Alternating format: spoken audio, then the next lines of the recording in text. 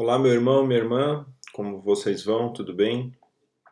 Estamos aqui começando mais uma aula, agora numa sequência de aulas sobre a pessoa do Espírito Santo, aquilo que os teólogos chamam de o estudo do vento, a pneumatologia, tá bom? Esse é um estudo, irmãos, muito complexo, ele vai requerer dos irmãos uma dedicação intensa, muitas leituras e muita oração. Eu montei para facilitar a nossa vida e para nos guiar ao longo dessa jornada aqui de estudos, eu montei esse gráfico, que é uma espécie de guia, uma espécie de índice, onde eu estou pontuando alguns textos, algumas passagens importantes que marcam a presença da ação do Espírito Santo na obra da criação, desde Gênesis capítulo 1 até o final da Bíblia, até Apocalipse, que descreve algumas coisas importantes do novos céus e da nova terra, e tudo que acontece no meio desse caminho. E eu quero explicar nessa aula agora de introdução, irmãos, eu quero explicar um pouquinho como que o irmão deve usar esse gráfico, como que o irmão deve usar esse guia de estudos, tá bom?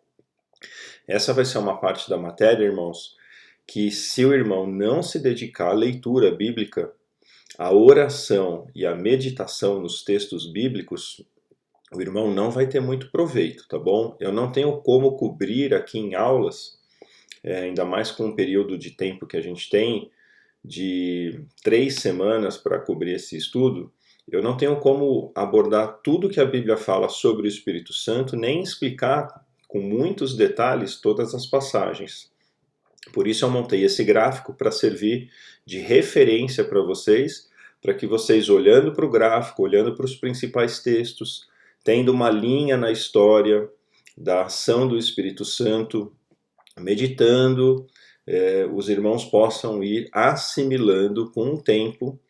aquilo que Deus vem fazendo por meio da pessoa do Espírito Santo na existência humana, tá bom? Então eu vou explicar um pouco o gráfico agora, como é que os irmãos vão usar.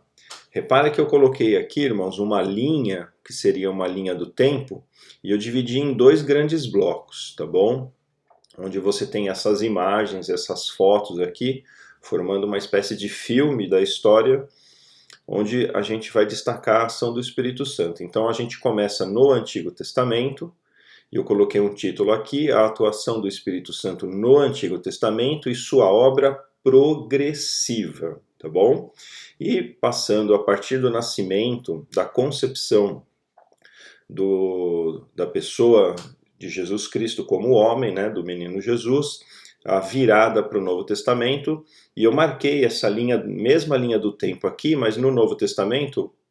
eu estou colocando esse título, a atuação do Espírito Santo no Novo Testamento, sua habitação permanente e o seu domínio progressivo, tá bom? Então, esse conceito de habitação permanente, esse conceito de domínio progressivo a partir do Novo Testamento é algo que tem que marcar o estudo dos irmãos, e os irmãos vão ver que o Espírito Santo trabalha tanto no Antigo Testamento quanto no Novo Testamento, ele sendo Deus, sendo um com o Pai e um com o Filho, ele sempre esteve e está presente na Terra e está envolvido com todas as coisas que Deus faz, porque ele é o próprio Deus. Amém? Então, irmãos, começando aqui em Gênesis 1, vocês vão ver que eu destaquei vários textos e versículos-chave ou porções das Escrituras, onde tem a essência ali da revelação bíblica no que diz respeito à ação do Espírito Santo. Porém, se os irmãos não lerem, muitas vezes, um capítulo inteiro ou uma sequência de 2, 3 capítulos, os irmãos não vão entender corretamente o que a Bíblia está dizendo a respeito da ação do Espírito Santo, tá bom? Eu não vou ter como cobrir todas essas leituras em aula, por isso que eu estou falando, vou reforçar que os irmãos devem fazer isso aí nas suas casas, abram as suas Bíblias e leiam, orem e meditem. E para ajudar, eu destaquei os textos e destaquei aqui embaixo, se você acompanhar aqui no gráfico, irmão, eu destaquei algumas frases e algumas palavras que são elementos chaves do discernimento a respeito da pessoa e da obra do Espírito Santo, tá bom? Então, pegando aqui no início, o irmão vai ter que ler, seria muito importante que o irmão lesse todo o capítulo 1, 2 e 3 de Gênesis e focasse nessas palavras-chave aqui que eu destaquei e meditasse nisso, porque se o irmão tiver uma boa compreensão do capítulo 1, 2 e 3 de Gênesis, o irmão vai ter um alicerce sólido para poder desenvolver o seu estudo ao longo das Escrituras, tá bom? Não tem como o irmão entender, na verdade nem tem como o irmão entender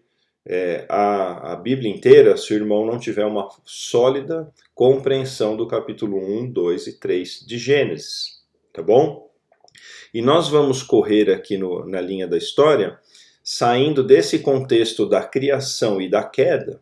que é descrita nesses capítulos, para o contexto onde o homem é expulso da presença de Deus, ele perde o seu discernimento espiritual, ele morre espiritualmente e depois ele vai morrer fisicamente, e ele deixa de existir nesse contexto do paraíso, onde ele foi criado e inserido, e ele passa a viver nesse contexto do deserto, onde a vida se torna muito mais sofrida, onde ele vai ter uma vida árida, e ele passa a viver não mais como uma pessoa que nutria e tinha um relacionamento com Deus, que se o irmão perceber lá em Gênesis, vai perceber que Deus caminhava naquele jardim onde o homem foi colocado, e ele passa a viver como um peregrino, como um ser errante, numa terra árida. Toda a Bíblia ela é passada naquele espaço que hoje nós chamamos de Oriente Médio, todo envolto em desertos, e a vida do ser humano se torna extremamente difícil, tá bom? E aqui na linha do tempo do Antigo Testamento, nós vamos ver, dentro desse contexto de deserto, nós vamos ver o Espírito Santo, na verdade a pessoa de Deus, por meio da ação do Espírito Santo, aos poucos, muito lentamente, voltando a se manifestar, a se mostrar para o ser humano através de alguns elementos, através de algumas aparições, alguns eventos que Deus cria na natureza, e aos poucos, se relacionando com algumas poucas pessoas, Deus vai se mostrando e vai restaurando esse relacionamento com o ser humano até o advento do nascimento de nosso Senhor Jesus Cristo. E depois, passando para o Novo Testamento, nós vamos acompanhar, tá, a obra do Espírito Santo como aquele que foi o grande parceiro, aquele que sustentou a vida, o ministério do nosso Senhor Jesus Cristo. E nós vamos ver algumas passagens da infância, do batismo, da tentação, do ministério de pregação e ministério de milagres do Senhor Jesus, a crucificação do Senhor Jesus, como que o Espírito Santo se envolveu com esse evento, também como ele se envolveu e como ele agiu na ressurreição e na ascensão do Senhor Jesus. E a partir desse momento, quando o Senhor Jesus sai de cena,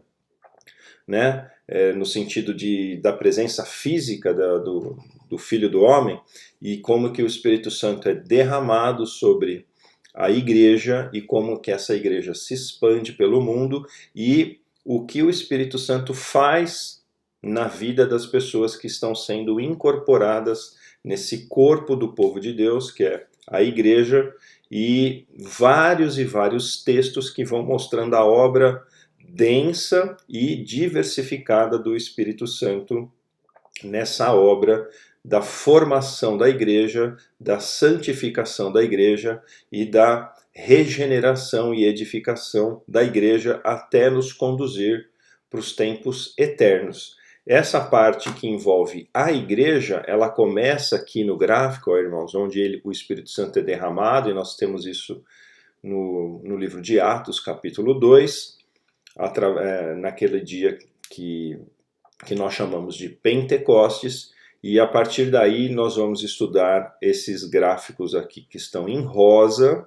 tá bom? E vamos tentar cobrir boa parte desses textos. O que não for possível nós cobrirmos aqui em aula, fica a referência para o irmão estudar e ler esses textos dentro dos seus contextos mais amplos. Os irmãos podem recorrer a pregações de outros bons pregadores na internet que discorrem sobre esses textos, podem ler Bíblias comentadas, podem adquirir